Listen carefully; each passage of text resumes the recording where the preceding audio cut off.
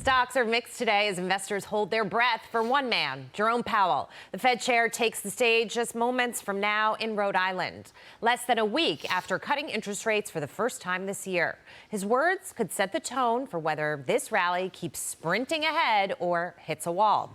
Welcome to the Big Money Show. I'm Jackie DeAngelis, along with my co-hosts today, Kevin O'Leary, Lydia Hu, Brian Brenberg, and with us for the entire hour, America's Newsroom co-host, Bill Hemmer. Hi. Welcome. Nice to see you. Okay, so the stakes are high here. Investors are betting on at least 2 more cuts by December, but inflation has not gone completely away. Friday's PCE report could make or break those expectations. And looming over all of this, President Trump's newly installed Fed pick, Stephen Mirin, who's been crystal clear.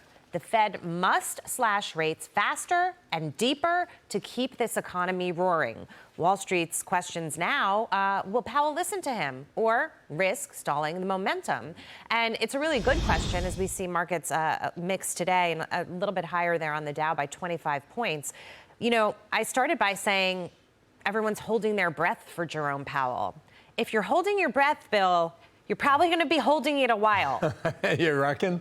I guess at least until Friday. And I saw this other thing in the Journal about U.S. business activity expanded less rapidly. Inflation fears tamed a little bit. I guess there's a little bit of good news in there for everyone, I would argue. I thought the last time you all were together and when the Fed came out and did its quarter point, the most interesting story was not the news itself, but what was happening behind the scenes. And I think, you know, with Mirin being there, I don't know what sort of impact that may have behind closed doors.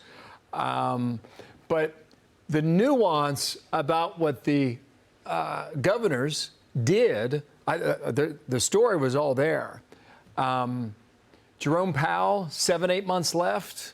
I mean, I'd go for it, but I'm not saying what's behind it. Hammer the Fed chair. Yeah, Fed chair hammer. If you want to do that, and you know, Mirin was pushing for a half point. I don't know what sort of influence that he's exerting on the others. Yeah. You know, in the interim. Okay, we're going to be hearing from Powell shortly, but we do have some sound from Stephen Mirin. Let's listen to that. Including the inflation and output channels, along with the median model implied R star, the Fed funds rate should be around 2 to 2.25% under the standard Taylor rule. The balanced approach implies a rate of around 1.5 to 2%. If we instead use the market implied R star, these numbers would all be 1 full point higher. The upshot is that monetary policy is well into restrictive territory. Leaving short-term interest rates roughly 2 percentage points too tight risks unnecessary layoffs and higher unemployment. Okay, so he's not mincing words there. We all know where he stands. Kevin, how much influence he has on Jerome Powell, or if Powell's going to dig his heels in. He's been talking about this, you know, inflation boogeyman that's set to come. We've seen it. It's a little bit in there, but it's not as crazy as he was expecting. If you're Powell, you're thinking legacy now. You don't care. And you're thinking what people go back and look at 10 years from now about your last decisions. Inflation is way off mandate. You can jawbone it, it looks good, it might go down. It's nowhere near where he has been paid as the chair to deliver, and he hasn't. And frankly, I think we're going to get some bad inflation data before Friday. And I don't think Powell's going to move at all. So, you know, Stephen may be jawboning, but Powell doesn't give up, you know. Yeah. I mean, when you're the Fed chair, and you've got 5 months left, you're the guy. And you decide what you want to do. You can listen to every point of information. This is a new governor. He has a point of view. That's great. But I think the market is going to be a little surprised. There may be no more Fed cuts this year. Okay, so it's interesting because, Brian, sometimes we'll talk about somebody at the end of their term in a lame duck kind of period where whatever they do, it doesn't really matter either way. But Kevin makes a great point. What Powell does in his time left will matter, especially if he was to shock everybody and not cut anymore. Yeah, I wonder how much. I mean, he's got to be thinking about his legacy at some level, but he's got present things to deal with right now. I like Stephen Mirin's role in this board. To me, he's like the gadfly, okay? He's the guy sitting there talking about the Taylor rule, talking about R-star, trying to make the case that rates should be lower. One thing, if you kind of parse out all that speech that he gave there, the thing he's really saying is we need to get away from discretion we need to get back to rules. We should be looking at monetary rules for adjusting interest rates, not what you guys think may or may not be good based on backward-looking data that you're looking at. I love that. I think the Fed, to have more credibility, has got to get away from this game where you're just hoping there's 12 people who somehow can read the economy and get rates right. No, let's go back to things that we can examine, like what's the interest rate? What's the inflation rate right now? What's the output gap? Let's see a formula. Where does that come out? Jay Powell, as sort of the philosopher king of the Fed, I think has failed. And Stephen Mirin is saying, let's stop having philosopher kings of the Fed. Let's start having people who are really looking at hard data focused on inflation and almost nothing else. Well, either way, the stock market has liked what it's gotten so far. Let's take a soundbite from the president. The only thing that's up is the stock market, which just hit a record high. In fact, it hit a record high 48 times in the last short period of time. Growth is surging, manufacturing is booming. We've implemented the largest tax cuts in American history and the largest regulation cuts in American history, making this once and again the best country on earth to do business. And many of the people in this room are investing in America. And they absolutely are. That's not wrong, Lydia. People are investing in the market. They're investing in America. But he has called for 300 basis points of interest rate cuts, and he just got a 25 basis point cut. So he understands that interest rates are a very important part of this equation. And I heard this morning on Barney and Company, some of the really bright minds there talking about how once a rate cut cycle starts, usually you see the S&P take off. Sometimes it's up as much as 16% over the next year. So it's something to keep an eye out for right now. I do want to take a moment to highlight some comments from Fed Governor Michelle Bowman, because she spoke this morning in North Carolina. And as we're talking about Stephen Mirin and his push for more rate cuts moving forward, she very much seems to be in lockstep with what he's saying. Granted, she voted for the 25 basis point cut just last week. She did not dissent. She did not call for more like Mirin did. But she's really highlighting the weakness in the labor market. She acknowledges that inflation is higher than what the target is. But the way she looks at it, she says it's hovering core PCE, which is what we're looking for on Friday, hovering around 2.5%. And she says she continues to see that tariffs are a one-time price adjustment, no permanent or long-term inflationary effect.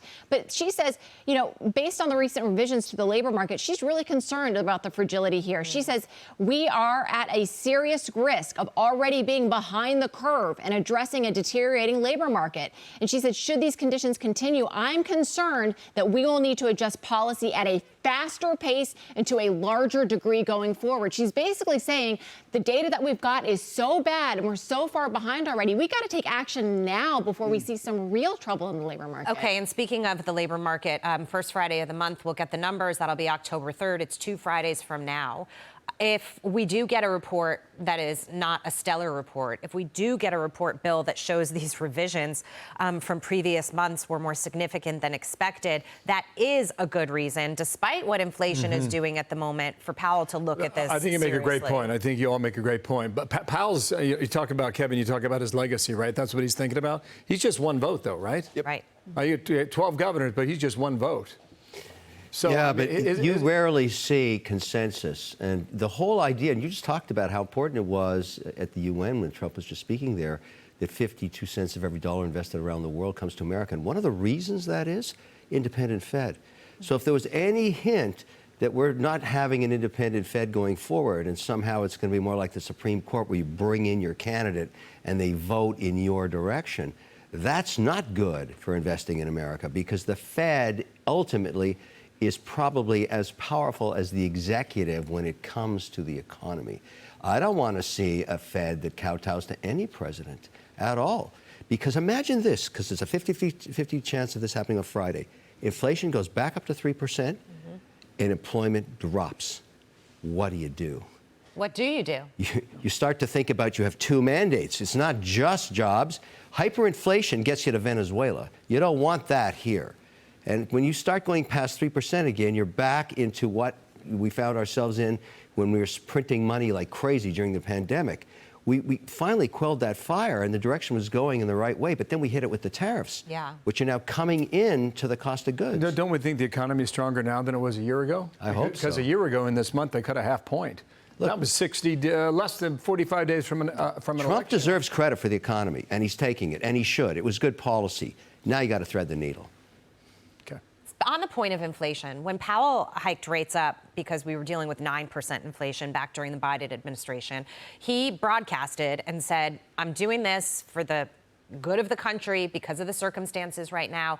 People are going to have to lose their jobs. They never really did as he hiked rates and that inflation rate came down. And I'm wondering, I know the circumstance is different now than it was then, but I'm wondering if this was sort of a delayed reaction that was bound to happen at some point, no matter what in this economy. Things can't go gangbusters forever. Now you introduce these tariffs, they pose a little bit more of an inflation threat, and we're in this really sticky situation. Well, I'm a little more optimistic because there's a little thing going on called AI, which I'm actually starting to see increase productivity in all 11 sectors, case by case, within my own companies as well.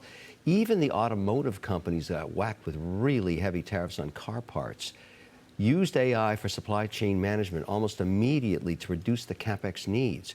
It's a pretty powerful force. You've seen so much CapEx moving toward it because it works, and we're in the first inning.